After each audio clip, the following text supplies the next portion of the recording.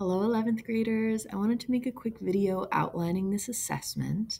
We are looking at this debate between Nixon and Khrushchev and using it to assess your own ability to assess authors and their arguments. So the rubric here, we're looking at summarizing the point of view, comparing the point of view of two or more authors, in this case, Nixon and Khrushchev, evaluating their different points of view by assessing their claims, reasoning, evidence, and then thinking, like to get to that 4, you're going to think about what could be improved or what points were left omitted. What did they not talk about?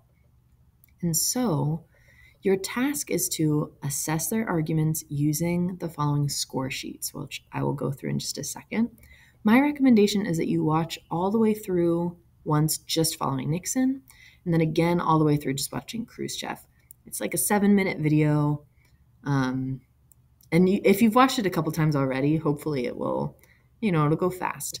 But the idea is that you're going to be watching for each of them and using the comment boxes to justify your scores and include evidence. So in addition, if you do want to go for the level 4 exceeding, you want to make sure you cite background information about the Cold War that you learned either from the content exploration or the hook, because that's how you're going to show that you know what needs to be improved or what was left unsaid. So the links here we've got to watch, and this is the video, the link right to the video ant where the different annotations are that you can see from your classmates.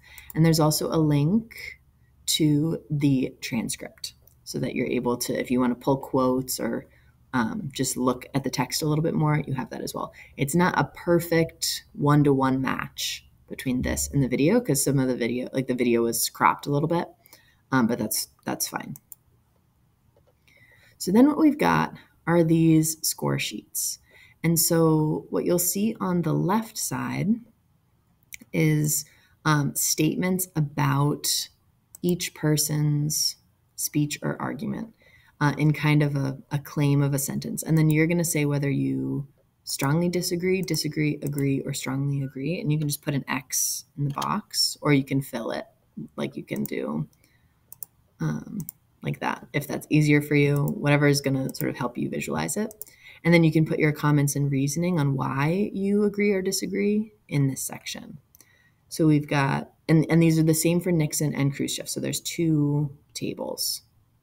So thinking about if the speech was organized, clear, and relevant, if there was strong and compelling evidence, if the reasoning was logical and related to the claim, in this case that the United States is a strong country, for Khrushchev that the Soviet Union was a strong country, thinking about body language and gestures being appropriate or enhancing the argument, addressing the counter argument in a way that strengthened their own argument.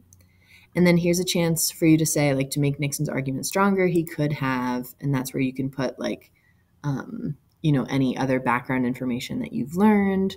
It could even be questions that you have. So it could be like, he could have offered information about, like, specific information about the United States economy. You don't have to have that information, but you could think about like how that having certain evidence would support the argument.